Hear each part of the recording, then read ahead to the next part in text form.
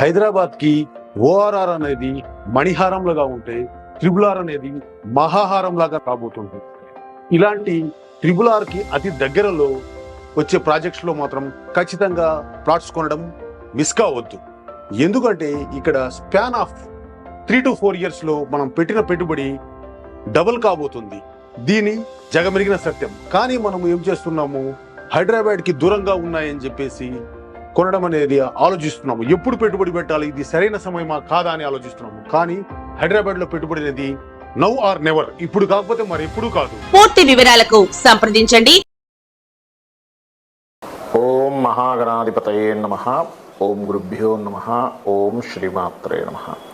పరమేశ్వర స్వరూపమైనటువంటి జ్యోతిష, వాస్తు మరియు ఇతర అనేకమైనటువంటి శాస్త్రములను మనకు అందించినటువంటి మహర్షులకి నమస్కారం. హయగ్రీవ హయగ్రీవ హయగ్రీవేతి యో వధేత్తస్య నిస్సరతే వాణి జనుకన్యా ప్రవాహవత్. అరుణాం కరుణాతరంగితాక్షీం ధృతపాశాంకుశపుష్పబాణచాపాం అనిమాదిభిరావృతాం మయూకైః అహమిత్యేవ విభావయే భవానీం. శ్రీమాత్రే నమః. ప్రేక్షకులకి లలితాంబిక అమ్మవారి యొక్క అనుగ్రహం పరిపూర్ణంగా కలగాలని మనస్ఫూర్తిగా కోరుకుంటూ మనం ఈరోజు చెప్పుకోబోయేటువంటి టాపిక్ ఏమిటంటే, ఈ విశ్వాన్ని మొత్తం తన శక్తితో నడిపిస్తున్నటువంటి ఆ యొక్క అమ్మవారి నవరాత్రులు రాబోతున్నాయి. కాబట్టి మనకి ఈ నవరాత్రుల్లో చూడండి, చాలామంది అనేకమైనటువంటి బాధలు పడుతూ ఉన్నారు. ఉద్యోగం లేకనో, అనారోగ్యంతోనో, వివాహం అవ్వకనో, ఎంతో టాలెంట్ ఉండి కూడా పైకి రాలేకనో చూస్తూ ఉంటాం మనం. చాలామంది ఇళ్లలో ఎంతో టాలెంట్ ఉంటుంది, అంత టాలెంట్ ఉండి కూడా ఎందుకు పైకి రాలేకపోతున్నాడు ఆ వ్యక్తి, ఎందుకు ఎదగలేకపోతున్నాడు అని బాధేస్తూ ఉంటుంది తల్లిదండ్రులకు కానీ, చూసే ఇంట్లో వాళ్ళకి కానీ. ఆ అబ్బాయికి అమ్మాయికి కావచ్చు, అందంగా ఉన్న పెళ్ళి అవ్వదు. ఎందుకు కారణాలు ఏమిటి అంటే, దీనికి మనకి శాస్త్రాలు చెప్పినటువంటిది ఏంటంటే, 1 పుణ్యం ఉండాలి, 2 పితృదేవతానుగ్రహం ఉండాలి, దేవతానుగ్రహం ఉండాలని చెప్పుకుంటూ ఉంటారు. మనం పితృదేవతల గురించి మనం ఆల్రెడీ చెప్పుకున్నాం. మనం ఈరోజు చెప్పుకోబోయే టాపిక్ ఏమిటి అంటే, ఏ లగ్నం వారు లేదా ఏ రాశి వారు, లగ్నం తెలిస్తే లగ్నం నుంచి, లగ్నం తెలియని వారు రాశి నుంచి చూసుకోండి. పర్టికులర్గా ఈ నవరాత్రుల్లోని మరియు లైఫ్ లాంగ్ కూడా మీరు ఈ మంత్రాన్ని చేయడము, అమ్మవారిని ఈ రకంగా కనుక ఆరాధన కనుక చేసినట్లయితే ఖచ్చితంగా బాగుంటుంది. అయితే ఇక్కడ మీకు ఒక చిన్న విషయం చెప్తాను. ఏమిటది అంటే, మీ అందరూ అనిపించవచ్చు అదేమిటండి మరి మిగతా దేవీ దేవతలు అంటే ఒకటే గుర్తుపెట్టారు. ఒకే శక్తి. ఫస్ట్ ఈ కాన్సెప్ట్ మీరు మైండ్లో బాగా అర్థం చేసుకోండి. ఒకే శక్తి బ్రహ్మ విష్ణు రుద్ర రూపాల్లో ఉంది. ఒకే శక్తి సకల దేవతల్లోనే ఉంటూ నడిపిస్తుంది విశ్వాన్ని. ఆ ఒక్క విషయం మీరు కనుక గుర్తుపెట్టుకోగలిగితే శివ కేశవులు వేరు కాదు అనేటువంటి భావన మీకు ముందు కలుగుతుంది. అయితే ఇప్పుడు నేను చెప్పబోయే అంశాలు ఏవైతే ఉన్నాయో, చెప్తుంది నేనైనప్పటికీ కూడా చెప్పింది సాక్షాత్ లలిత అమ్మవారిగా భావిస్తూ ఒక్కొక్క లగ్నం గురించి మరియు ఆఖరి వరకు మీరు వీడియో చూడండి. లగ్నము రాశి తెలియని వారు కూడా ఏం చేసుకోవాలో చెప్తాను, ఎటువంటి మంత్రం చేసుకోవాలో చెప్తాను. భక్తి శ్రద్ధలతో చేయడం అమ్మవారి అనుగ్రహంతో మీకు ఖచ్చితంగా మీకున్నటువంటి సమస్యలు తీరుతాయి. ముందుగా మేషలగ్నము, మేషరాశి. మేషలగ్నం వారికి, మేషరాశి వారికి అంటే లగ్నం తెలిస్తే ముందు లగ్నమే చూసుకోండి. లగ్నం తెలియనటువంటి వారు రాశి చూసుకోండి, అందులో ఎటువంటి డౌట్ లేదు. అదే రాశిలో కూడా మనకి అశ్విని, భరణి, కృతిక ఒకటో పాదంగా ఉంటుంది. ఈ నక్షత్రాల వారు కూడా చూసుకోవచ్చు. అయితే ఇందులో గుర్తుపెట్టుకోండి, ఈ యొక్క మేషలగ్నం వారు ఈ నవరాత్రుల్లో అందరూ చేసేటువంటి కామన్గా రెగ్యులర్గా చేసేటువంటి పూజాది విధానాలు ఇది అందరికీ కామన్. కానీ ఇక్కడ ఏమిటి, మనకి చూడండి, ఒక్కొక్కసారి మనం ఒక డాక్టర్ గారి దగ్గరికి వెళ్తాం. వెళ్ళినప్పుడు ఏమవుతుంది, మీకు ఇచ్చినటువంటి మెడిసిన్ మీ ఫ్రెండ్కి ఇవ్వాలని రూల్ లేదు. అతని సిమ్టమ్స్ని బట్టి మారుస్తారు. లేదు ఈ డోస్ కాదు, ఈ డోస్ ఇద్దాం. ఏమిటంటే ఇద్దరు మనుషులే కదండి, ఇద్దరికి ఒకేలాగా ఇచ్చేసేవచ్చు కదా, అందరికి ఒక ట్యాబ్లెట్ ఇచ్చేవచ్చు కాదు. అన్నీ జనరల్గా పని చేసేవి కొన్ని ఉంటాయి. మీ లగ్నం బట్టి ఫలానా సంబంధించింది అయితే చాలా బాగుంటుందని డాక్టర్ గారు ఎలా అయితే ప్రిస్క్రిప్షన్ రాస్తారో, ఎట్ ఎ సేమ్ టైం మీరు గుర్తుపెట్టుకోండి, ఇక్కడ మీరు అర్థం చేసుకోవాల్సిన విషయం ఏంటంటే, మేషలగ్నం వారికి సూర్య ఆరాధన. అయితే ఆ సూర్య ఆరాధనలో మళ్ళా మనం అమ్మవారిని కలుపుతూ ఎలా చేసుకోవాలి, ఇది ఈ నవరాత్రుల్లోని బ్రహ్మాండంగా పనికి వస్తుంది. మీరు ఈ నవరాత్రుల్లో లలితాసహస్రనామాలు చేసుకోవచ్చు. అదేవిధంగా అమ్మవారికి సంబంధించిన లక్ష్మీ అష్టోత్తరాలు చేసుకోండి, దేవి భాగవతం చదవండి, చండీ చేసుకోండి, ఖడ్గమాల చేసుకోండి. అయితే ఖడ్గమాల విషయంలో మాత్రం ఉపదేశం ఉండాలి. ఇది బాగా అర్థం చేసుకోండి. ఉపదేశం ఉండి చేసుకుంటే దాని ఫలితం వేరుగా ఉంటుంది, ఇంకా బాగుంటుంది అనమాట మీకు. రైట్. అయితే ఇక్కడ మీరు అర్థం చేసుకోవాల్సిన విషయం ఏంటంటే, ఇక్కడ మీరు అమ్మవారి యొక్క నామాల్లో, ముఖ్యంగా లలితా సహస్రనామాల్లో సూర్య భగవానుడిని చూస్తూ ఓం భానుమండల మధ్యస్థ భైరవి భగమాలినియై నమః. మళ్ళా ఇంకోసారి చెప్తున్నాను, ఓం భానుమండల మధ్యస్థ భైరవి భగమాలినియై నమః అని మనస్ఫూర్తిగా. అసలు ఎట్లా చేస్తారంటే, మీరు ఒక మంత్రం చేసేటప్పుడు బాగా అర్థం చేసుకోండి. అసలు ఆ మంత్రం చేస్తున్నానంటే నాకు ఎంతో అదృష్టం ఉంది, అమ్మవారిని పిలుస్తున్నాం. కంటిన్యూషన్. ఇప్పుడు చిన్న పిల్లవాడు ఉన్నాడు, తల్లి అసలు ఆ చిన్న పిల్లవాడిని ఎంత ముద్దుగా చూసుకుంటుంది, ఎంతో క్యూట్గా ఉన్నాడు, ఎంతో బాగున్నాడు. అంటే ఆ ప్రేమ, ఆ తల్లికి బిడ్డకి ఉన్నటువంటి ఆ ప్రేమ ఎలా ఉంటుందో, భగవంతుడికి భక్తుడికి ఆ తల్లికి బిడ్డకి ఉన్నంత ప్రేమ ఉండాలి. మీకు గుర్తుపెట్టుకోండి. మీరు ఎప్పుడైతే బిడ్డని చూసినప్పుడు తల్లి ఎలా మురిసిపోతూ పట్టుకుంటుందో, అలాగే మీరు భగవంతుడిని కూడా మీరు అలా చేసినప్పుడు తను తల్లిలాగా మిమ్మల్ని చూసుకుంటాడు అనమాట. ఇది సీక్రెట్ యాక్చువల్ చెప్పాలంటే. ఇది చేయండి. అలాగే మీరు ముఖ్యంగా ఏంటంటే, ఇక్కడ మీ కర్మలు తొలగడానికి గుర్తుపెట్టుకోండి, పెసరపప్పుతో చేసినటువంటి పదార్థాన్ని మీరు దానంగా ఇవ్వండి. గుర్తుపెట్టుకోండి. పెసరపప్పుతో ఏదైనా పదార్థం తయారు చేయండి. పెసరపప్పు, అన్నం కలిపిన పదార్థం ఏదైనా గుర్తుపెట్టుకోండి. దీన్ని మీరు తయారు చేసి భోజనం పెట్టడం కానీ, లేకపోతే ప్యాకెట్స్లా కట్టి దానం ఇవ్వడం కానీ, లేకపోతే పెసరపప్పు దానంగా ఇవ్వడం కానీ నవరాత్రుల్లో. ఎందుకంటే ఇక్కడ మనం అర్థం చేసుకోవాల్సింది కర్మ లింక్ అనేటువంటిది ఒకటి ఉంటుంది. పూర్వజన్మ కర్మ లింక్ ఏదైతే ఉంటుందో మీకు ఏంటంటే ఎంతసేపు బుధుడితో కనెక్ట్ అయి ఉంటుంది పూర్వజన్మ కర్మ. ఆ బుధుడితో కనెక్ట్ అయినటువంటి కర్మను మనం అర్థం చేసుకోవాలి. ఇక్కడ ఈ రకంగా చేయండి.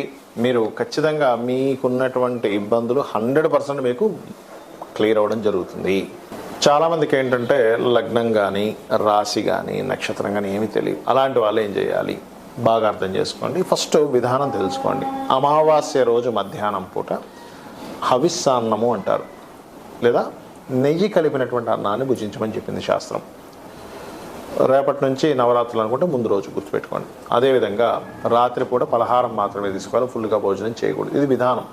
నెక్స్ట్ డే నిద్ర లేచినప్పుడు ముందే అమావాస్య రోజు అన్ని సామాగ్రి తెచ్చుకోవాలి. ఏమేమైతే మనం పూజ చేయడానికి కావాలో అవన్నీ సామాగ్రి తెచ్చుకోవాలి.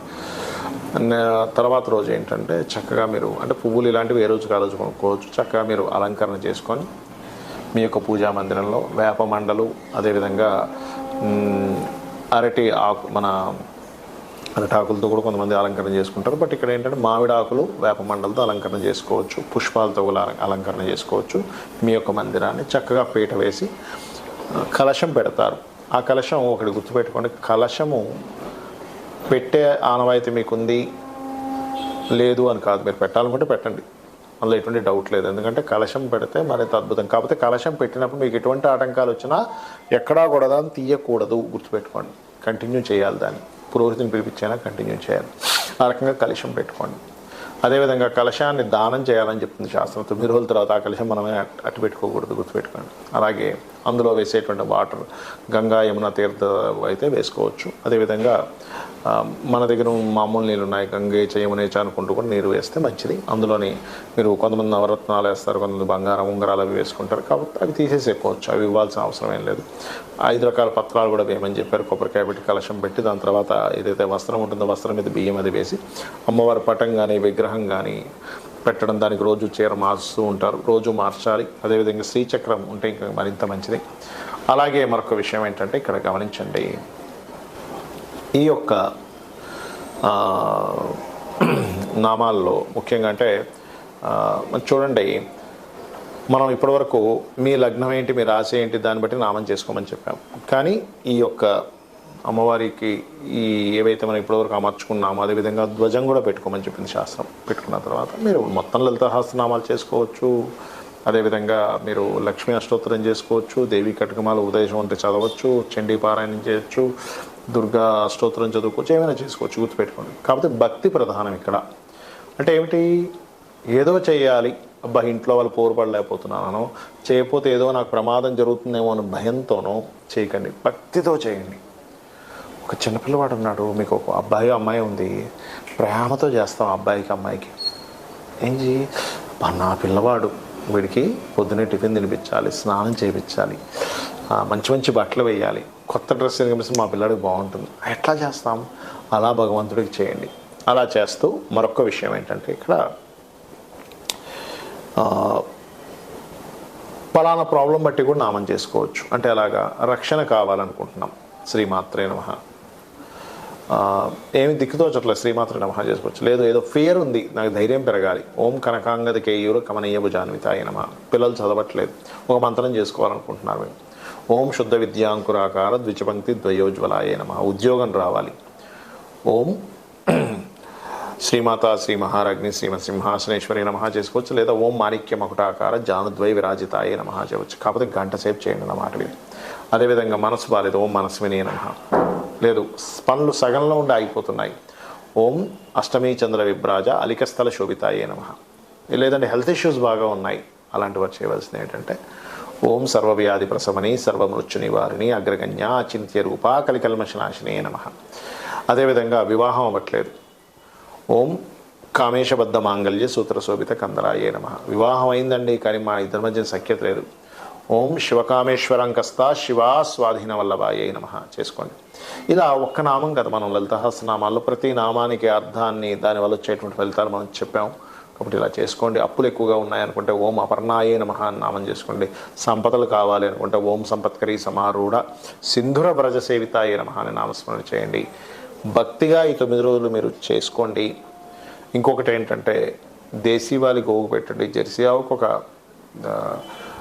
ఒక జంతు ప్రేమికుడిగా పెట్టుకోండి, తప్పులేదు. కానీ మీకు దోషం పోవాలంటే దేశీవాలి గోవుకు తినిపించండి. కొంచెమే పెట్టండి, ఎక్కువ పెట్టాల్సిన అవసరం ఏం లేదు. ఎక్కువ తినేసింది ఆల్రెడీ తినలేకపోతుందా అట్లా ఇంకొకకండి, అక్కడ పెట్టేసి వెళ్తే తర్వాత అయినా తింటుంది అది. అలాగే మరొక విషయం ఏంటంటే ఇల్లు శుభ్రంగా ఉండేలా చూసుకోండి. దీక్ష తీసుకుంటున్నాను 9 రోజులు అనుకునేవారు చాప వేసుకొని కిందన పడుకోండి. 9 రోజులు గోర్లు కత్తిరించుకోవడము ఇట్లాంటివి చేయకండి. దీక్ష తీసుకున్నవారు వేరే వారు కాదు, ఇవి చేయండి. 9 రోజులు ఆరాధించండి. మీకు ఖచ్చితంగా అమ్మవారి అనుగ్రహంతో మీ పూర్వజన్మ కర్మ తొలగిపోయి పుణ్యము సంపాదించుకొని మీరు ఇక్కడి నుంచైనా బాగుండాలని మనస్ఫూర్తి కోరుకుంటూ శ్రీమాత్రే నమః.